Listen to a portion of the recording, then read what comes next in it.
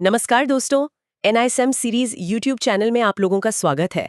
आज हम NISM series 10A के chapter 5 introduction to Indian financial market से 20 मोस्ट इंपॉर्टेंट क्वेश्चंस डिस्कस करेंगे जो एग्जाम में बार बार आते हैं। हाँ, और आज हम सिर्फ आंसर नहीं रटेंगे, बल्कि हर आंसर के पीछे का लॉजिक समझेंगे ताकि एग्जाम में कोई गलती ना हो।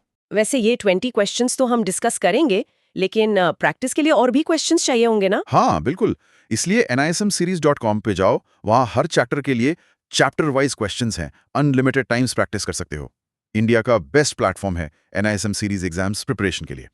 चलो, अब क्वेश्चन शुरू करते हैं। तो question number 1, department under ministry of finance that is responsible for macro economic policies in capital market is. Options है a department of revenue, b department of economic affairs, c department of expenditure, d department of financial services. इसका मतलब है कि भारत की macro economic policies और capital market को कौन सा विभाग संभालता है। तो सही आंसर क्या होगा? सही आंसर है option B, department of economic affairs, क्योंकि देखो बाकी ऑप्शंस गलत है। अच्छा, हाँ, जैसे डिपार्टमेंट ऑफ रेवेन्यू सिर्फ टैक्स कलेक्शन के लिए होता है और एक्सपेंडिचर खर्च के लिए। राइट। एग्जाम्टिव ये है कि स्टूडेंट्स अक्सर फाइनेंशियल सर्विसेज और इकोनॉमिक अफेयर्स में कंफ्यूज होते हैं। तो याद रखना, कैपिटल मार्केट हमेशा इकोनॉमिक अफेयर्स ही देखता है। अच्छा, समझ आ गया। Question number 2, the pension sector and national pension system in India is regulated by. Options है ए सेबी, बी IRDAI, सी PFRDA, डी RBI। इसका मतलब है कि इंडिया में पेंशन सेक्टर को कौन रेगुलेट करता है। सही आंसर? इसका सही आंसर है ऑप्शन सी, PFRDA, क्योंकि बाकी के जो रेगुलेटर्स हैं उनके रूल बहुत क्लियर हैं। हाँ, सेबी तो शेयर मार्केट देखता है ना? बिल्कुल, सेबी शेयर मार्केट के लिए, IRDAI इंश्योरेंस के लिए और RBI बैंकिंग के लिए। ओह, तो PFRDA ही बचा। हाँ, इसलिए PFRDA ही पेंशन संभालता है। क्लियर है ना? हाँ, एकदम क्लियर। अब question number 3, what is the most significant restriction placed on payment banks. Options है a cannot issue debit cards, b cannot accept deposits, c cannot undertake lending activities, d cannot process remittances. मतलब इन payment banks पर सबसे बड़ी पाबंदी क्या है? सही आंसर? सही आंसर है option C, payment banks can not undertake lending activities. मतलब ये बैंक लोन नहीं दे सकते। Wait, really? लोन बिल्कुल नहीं दे सकते? बिल्कुल नहीं। बाकी ऑप्शंस इसलिए गलत हैं क्योंकि ये लोग डेबिट कार्ड दे सकते हैं, डिपॉजिट ले सकते हैं और रेमिटेंस यानी पैसे भी भेज सकते हैं। ओह वाओ, ये तो इंटरेस्टिंग है। इसकी एक मेमोरी ट्रिक भी है। पेमेंट का मतलब होता है पैसे भेजना या लेना, उधार देना नहीं। बस यही याद रखना है। ये ट्रिक बहुत काम आएगी। Question number 4, which institution holds securities in an electronic और डीमटेरियलाइज्ड फॉर्म। ऑप्शंस हैं ए स्टॉक एक्सचेंज, बी डिपॉजिटरी, सी क्लियरिंग कॉर्पोरेशन, डी कस्टोडियन। मतलब एसेट्स को इलेक्ट्रॉनिक फॉर्म में कौन रखता है। तो सही आंसर क्या होगा? सही आंसर है ऑप्शन बी, डिपॉजिटरी। देखो, जैसे NSDL और CDSL जैसी डिपॉजिटरीज होती है ना, वही एसेट्स को इलेक्ट्रॉनिक फॉर्म में रखती हैं। अच्छा, NSDL वगैरह? हाँ, बाकी ऑप्शंस गलत हैं क्योंकि क्लियरिंग कॉर्पोरेशन सेटलमेंट के लिए होता है और स्टॉक एक्सचेंज ट्रेडिंग के लिए। तो होल्ड करने का काम सिर्फ डिपॉजिटरी का है। समझ गए। Question number 5, how are NBFCs primarily different from regular banks? Options: A, they cannot invest in shares, B, they do not issue loans, C, they do not have deposit insurance from DICGC, D, they are not regulated. मतलब NBFCs असल में bank से अलग कैसे हैं? Option C सही है। They do not have deposit insurance from DICGC। इसका डिटेल लॉजिक समझाता हूँ। हाँ, बताइए। देखो, NBFCs डिमांड डिपॉजिट्स एक्सेप्ट नहीं कर सकती और न ही वो चेक्स इशू कर सकती हैं। और सबसे बड़ा रिस्क ये है कि उन्हें DICGC का इंश्योरेंस कवर नहीं मिलता जो नॉर्मल बैंक्स को मिलता है। ओह, तो रिस्क ज्यादा है। बिल्कुल क्लियर है ना? हाँ। Question number 6, who acts as an intermediary to buy and sell securities on behalf of investors? Options A, custodians, B, stockbrokers, C, registrars, D, depositories. मतलब इन्वेस्टर्स के बिहाफ पर खरीदने और बेचने का काम कौन करता है। सही आंसर? सही आंसर है ऑप्शन बी, स्टॉक ब्रोकर्स, क्योंकि हम जैसे इन्वेस्टर्स के ऑर्डर्स स्टॉक ब्रोकर्स ही एग्जीक्यूट करते हैं एक्सचेंज पे। राइट, हम सीधे तो जा नहीं सकते। वही तो।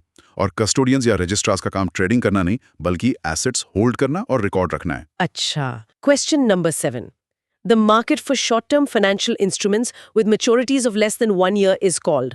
Options: A capital market, B secondary market, C money market, D derivative market. मतलब 1 साल से कम मैच्योरिटी वाली चीजें कहाँ आती हैं? सही आंसर है ऑप्शन सी, मनी मार्केट। यहाँ एक बहुत बढ़िया एग्जाम टिप देता हूँ। हाँ, जरूर। बस कीवर्ड्स पकड़ने में शॉर्ट टर्म मतलब 1 साल से कम यानी मनी मार्केट जैसे ट्रेजरी बिल्स, और अगर लॉन्ग टर्म लिखा हो तो मतलब कैपिटल मार्केट। वाह, ये तो बहुत सिंपल हो गया। Question number 8. Which authority is responsible for registering companies and ensuring compliance with the Companies Act? Options: A. RBI, B. SEBI, C. Registrar of Companies, D. Ministry of Finance. मतलब नई company को register कौन करता है? सही answer है option C, registrar of companies यानी ROC. अच्छा, सेबी नहीं करता? नहीं, सेबी या आरबीआई का काम कंपनियों को रजिस्टर करना नहीं है। सेबी शेयर मार्केट के लिए है। ये रजिस्ट्रेशन का सारा काम सिर्फ आरओसी का है। समझ आ गया। Question number 9. Disinvestment of central government equity is handled by options: A. Department of Revenue, B. RBI, C. DIPAM, D. SEBI. इसका मतलब है कि सरकार जब अपनी हिस्सेदारी बेचती है तो वो कौन सा विभाग संभालता है? सही आंसर है ऑप्शन सी, DIPAM। इसको याद रखने की एक ट्रिक बताऊं? हाँ, बताइए ना। DIPAM के फुल फॉर्म में ही investment and public asset management आता है। हाँ, तो जब वर्ड ही एसेट मैनेजमेंट और इन्वेस्टमेंट का है तो डिसइन्वेस्टमेंट याद रखना बहुत आसान हो जाता है। right. Question number 10. What is the primary role of an account aggregator? Options: A. Manage mutual funds, B. Issue personal loans, C. Bring together customer info with consent, D. Settle stock market trades. मतलब account aggregator का role क्या है? सही answer है option C, bring together customer info with consent. देखो, RBI इन्हें licence देता है, हाँ, लेकिन ये सिर्फ कस्टमर की कंसेंट यानी सहमति से उनका फाइनेंशियल डेटा इकट्ठा करके शेयर करते हैं। हाँ। ये ना तो लोन देते हैं और ना ही म्यूचुअल फंड मैनेज करते हैं। वैसे 10 questions हो गए, थोड़ा सा ब्रेक ले लेते हैं। हाँ, और ये भी बता दूं कि अगर किसी को लगता है कि सिर्फ ये 20 क्वेश्चंस काफी हैं एग्जाम के लिए, तो गलत है। प्रैक्टिस और भी चाहिए। बिल्कुल। NISMseries.com पे hundreds ऑफ क्वेश्चंस हैं, हर चैप्टर के प्रॉपर मॉक टेस्ट के साथ। अनलिमिटेड प्रैक्टिस करो, कॉन्फिडेंस बढ़ाओ। चलो, रिमेनिंग 10 क्वेश्चंस करते हैं। Done. तो question number 11. Which entity guarantees the confirmation, settlement and delivery of trades? Options है: A. Stock broker, B. Clearing corporation, C. Depository, D. SEBI. इसका मतलब ट्रेड सेटल और डिलीवर करने की गारंटी कौन लेता है? सही आंसर है ऑप्शन बी, क्लियरिंग कॉर्पोरेशन। देखो, ट्रेड एग्जीक्यूट करना तो ब्रोकर का काम है, राइट। लेकिन एक बार ट्रेड एग्जीक्यूट हो गया तो उसे सेटल करने की और सही डिलीवरी की पूरी गारंटी क्लियरिंग कॉर्पोरेशन की होती है। अच्छा, got it. Question number 12. Housing finance companies are now regulated by options: A. SEBI, B. NHB, C. RBI, D. Ministry of Finance. मतलब अब हाउसिंग फाइनेंस कंपनीज को कौन रेगुलेट करता है? सही आंसर? सही आंसर है ऑप्शन सी, RBI. और यहाँ एक कॉमन मिस्टेक अलर्ट है, ध्यान से सुनना। क्या गलती होती है यहाँ? स्टूडेंट्स यहाँ कंफ्यूज होते हैं और नेशनल हाउसिंग बैंक यानी NHB टिक कर देते हैं, क्योंकि वर्ड हाउसिंग दिख जाता है। हाँ, लगता तो वही है। लेकिन याद रखिए, अब ये पावर NHB से हटकर RBI के पास ट्रांसफर हो गई है, तो RBI ही सही होगा। अरे वाह, ये बहुत जरूरी पॉइंट था। Question number 13.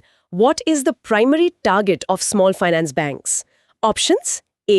Large corporate loans, B. Foreign exchange trading, C.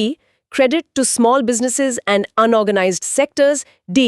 International remittances. मतलब इन बैंक्स का आखिर में मकसद क्या है? सही आंसर है option C, credit to small businesses and unorganised sectors. अच्छा। हाँ, इनका मुख्य उद्देश्य ही मार्जिनल फार्मर्स और छोटे बिजनेसेस को लोन देना है। बड़े कॉर्पोरेट्स के लिए ये नहीं बने हैं। समझ गई। Question number 14. Under the PFRDA Act, the NPS operates on which model? Options: A. Defined benefit, B. Defined contribution, C. Fixed return, D. Guaranteed income. मतलब NPS किस मॉडल पर काम करता है? सही आंसर क्या है? सही आंसर है option B, defined contribution.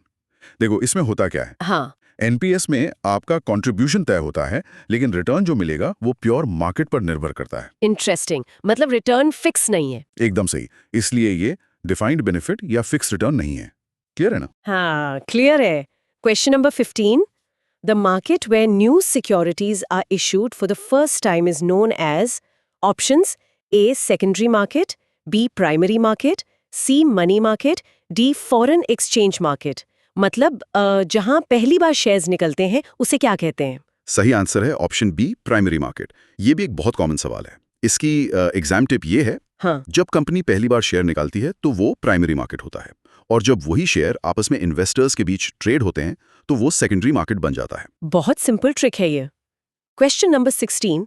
Which entity provides strategic advice and assists in mergers and acquisitions?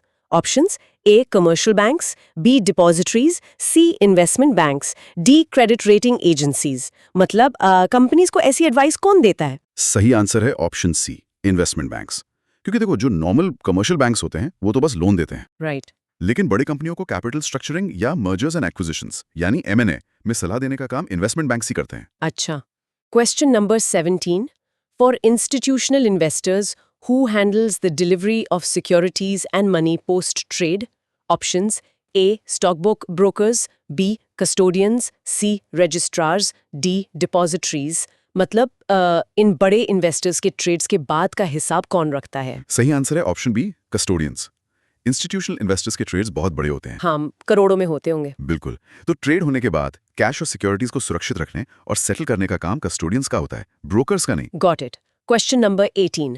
Which of the following is a voluntary, defined contribution retirement savings scheme regulated by PFRDA? Options: A. EPF, B. PPF, C. NPS, D. LIC. मतलब ये scheme कौन सी है? सही answer है option सी, NPS। अब मुझे बताओ। Wait, ये तो क्वेश्चन 14 से थोड़ा मिलता-जुलता लग रहा है। सही पकड़ा। घुमा फिराकर NPS और PFRDA पर ऐसे ही बार बार सवाल आते हैं, इसलिए ये दोनों वर्ड्स एग्जाम के लिए बहुत इंपॉर्टेंट है। अच्छा, इसलिए आपने इसको दोबारा डाला है। ठीक है।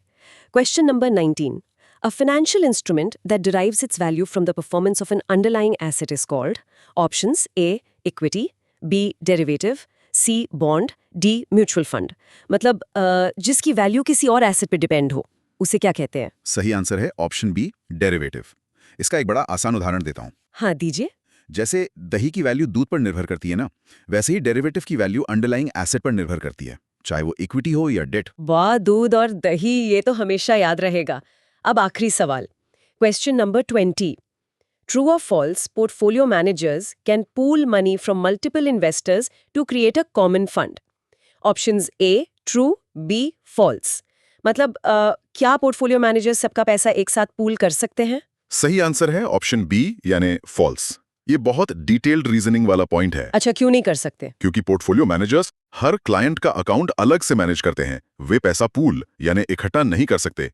पैसा पूल करने का काम सिर्फ म्यूचुअल फंड्स का होता है। क्लियर है ना? हाँ, बिल्कुल क्लियर। तो ये थे हमारे 20 मोस्ट इंपॉर्टेंट क्वेश्चंस इस चैप्टर से। काफी डिटेल डिस्कशन हुई, स्टूडेंट्स को बहुत हेल्प मिलेगी। हाँ, लेकिन अब एक्शन लेना पड़ेगा। Thank you for watching this video. मुझे उम्मीद है कि सब क्लियर हो गया होगा। और अगर एग्जाम के लिए और प्रैक्टिस करनी है, जो डेफिनेटली करनी चाहिए, तो NSIMseries.com पे जाओ। इंडियाज मोस्ट ट्रस्टेड प्लेटफॉर्म है NISM प्रिपरेशन के लिए। सारे चैप्टर्स के क्वेश्चंस, अनलिमिटेड मॉक टेस्ट, सब कुछ मिलेगा वहाँ। बिल्कुल।